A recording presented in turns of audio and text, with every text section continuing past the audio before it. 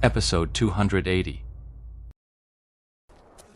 After climbing the small hill for a while, Ye Xiu called out to stop them. All right, we need to head down. The slope's not steep enough to keep going. Steamed Bun, look. From this height, if you jump straight down, it's a guaranteed death drop. Baozi leaned out to admire the height, but then spotted people, quite a few of them, arriving in the canyon along the left path of the slope. But they were all sprinting with their heads down, completely oblivious to what was above them. All players from the dungeon. Ye Xiu said after a quick glance. They won't spot the bus, will they? Chang Ru, standing nearby, said, They still have to go to that coordinate, she said. What was it again? I forgot. So the three of them stood on the high ground. They watched as the group searching for the Bao SS on the left and the group fighting the Bao S on the right passed each other by. They would never imagine they were so close, separated only by a small hill. Players coming from dungeons in this direction had a much longer way to go to reach those coordinates. They were only arriving at this spot now, while many others who had been leveling nearby or waiting for parties at closer dungeon entrances had already gotten there. But after failing to spot the Boas, they'd called out in world chat several times. Players who reached the coordinates knew there was no bus there. Players who hadn't reached the coordinates mostly didn't believe the claims, continuing to rush toward the location. The area around coordinates 241 Charl in 1 Line Canyon was getting livelier by the minute. Those not here yet were rushing over, while those already present were scouring the area for the Boas. Players without parties begged to join one, those with parties sought to expand them, and those with parties too large to grow any further looked to form a raid. While doubts about Lord Grimm were already spreading in the world chat, Ye Xiu had long since seized an opportunity, leading Tang Ru and Steamed Bun to a spot out of Zhang Yu's line of sight. He slid down the small slope, then rolled right into a dirt pit. Stay low here, he said. I need to hit the height. I'll get some water. Then what should I do? Baozi was thinking. Those two were gone now. Zhang Yu and the others were having a tough time fighting the boss. Even though they were experts, a map boss was the strongest of the strong, so it wasn't easy to handle. On top of that, they were all worried sick that if they were spotted, chaos would erupt and all their hard work would go down the drain. When do we make our move? Seeing her opponents right before her, Tang Ru rubbed her hands together, itching for a fight. Still too early. It'll take at least an hour and a half for the 6 of them to burn through it. Feel free to watch a movie or check out some guides. I'm gonna get some water. As Tang Ru spoke, soft mist went still. Moments later, she passed by Ye Xiu, a teacup cradled in her hands. She watched Ye Xiu, legs crossed, a cigarette dangling from his lips, looking utterly content, as if that hard bench at the front desk was the most comfortable, most luxurious seat in the world. Tang Ru didn't go over to say hello. She just refilled her water and returned to her seat. Once she put on her headphones, she heard Ye Xiu discussing with Baozi, fighting outside the one line gorge and shoving someone right off the cliff to their death. Now that's a real thrill. Yeah, that's the stuff. That was about 10 years ago. Boss, you're exaggerating. It's true. I swear it's been 10 years. But the 10th server has only been open for what? Less than a month. Who said this was the 10th server? This story takes place in District 1. Alright, go on. Go on. Baozi stopped his antics, and Tang Ru held her tongue. They listened as Ye Xiu recounted the fierce battle from a decade ago, right beside the one line gorge. Back then, Glory had just launched. A massive wave of new players flooded into this novel world, scrambling for bosses, fighting over gear, and snatching up materials. Amidst this chaos, Ye Xiu and his friends got caught up in the conflict. It's just a game. There's no real right or wrong here. We just had to fight. But there were only 2 of us.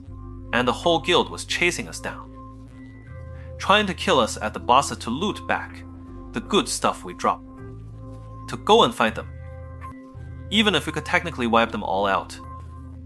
But our mana just couldn't last until the end of the fight. So we fought while we ran, and those guys just kept chasing us down. We just stumbled into this area by accident, then had a flash of inspiration. We started using all sorts of knockback and repulsion skills to shove those guys right off the cliff. Talk about efficiency! One falling flower palm blast sends 3 of them flying, and that's an instant kill right there. But actually, some classes can be killed by a fall. Gunners, for example, can use their aerial gun or cannon skills to avoid fall damage. But it doesn't matter. From this height, even if they survive the fall, they can't jump back up. They'll have to take the long way around. So, in the end, how many players did you manage to shove off the edge? We didn't have time to count. Pretty much the whole guild's been pushed off by now. The rest, seeing no escape, just jumped in themselves. For real? Well, the game hadn't been out for long back then, so the whole guild didn't have many members. How many people were there?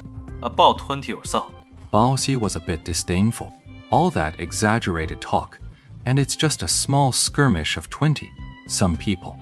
Yishu just smiled, but didn't forget the task at hand, peeking out to check on tyrannical ambition. Those guys are being really cautious, still pulling the boss deeper in. Just keep following them slowly. Under Yeshu's command, the 3 of them seized the moment, switched to a new hiding spot, and remained completely undetected. After that, they shadowed their target step by step for over an hour. The tyrannical ambition players had indeed led the Boas deep enough that no other players had found this spot. Many people in the World Channel were calling out Lord Grimm, but Yeshu paid them no mind. Meanwhile, the guild brothers at the entrance to One Line Canyon were convinced Lord Grimm and his crew would use this chance to slip away. They stayed on high alert for over an hour, but didn't see a single hair. Lord Grimm's trick was seen through by us, so he didn't dare show up. In the end, they could only console themselves this way. It was as if they'd won a victory. But for Lord Grimm and the others who'd been called out, the most critical moment had finally arrived. Alright, almost there. Health and mana are full, right? How's the gear? Durability holding up? All set! The 3 of them were hiding behind a small mound. Lord Grimm was popping his head up more and more frequently. Yishu needed to carefully observe the battle outside. The battle outside had reached a fever pitch. The BOS, Ronin Opan, was in its red blood state and unleashing its full fury. Jiang Yu was shouting commands to his team, yet he handled the chaos with remarkable composure. But they were no longer trying to lure the Boas deeper. Clearly, they intended to finish it right here. They're all Smurfs, just as I thought. Yeshu heard every one of Zhang Yu's loud commands. The names Zhang Yu was calling out didn't match the characters' IDs at all. It was clear they were all fighting under aliases. By listening to the calls and watching the characters' movements, Yishu identified each one and saw that Zhang Yu's team coordination was exceptionally smooth. They definitely have the strength to take down the boss. When do we make our move? Patience, he said. We'll strike when both sides are at their weakest, and take them all out in one foul swoop. Remember, we kill the players first, then the boss. Let's assign attack targets now. I'll give them numbers. Makes it easier to coordinate, and keeps our plan hidden. Alright, there are 6 of them, so we'll number them 1 through 6. The elementalist who loves to stir things up is 1. The blade master is 2. The sharpshooter is 3. The striker is 4. The cleric is 5. The berserker is 6. Don't get them mixed up. I'll post the list in the chat. Right? Alright, listen for my signal. Ye Xiu finished speaking and returned his focus to the battle. Yet, his thoughts drifted to Huang Xiaoshen. If that guy were here, this moment would be right up his alley. Huang Xiaoshen would seize the opening for a single, decisive strike.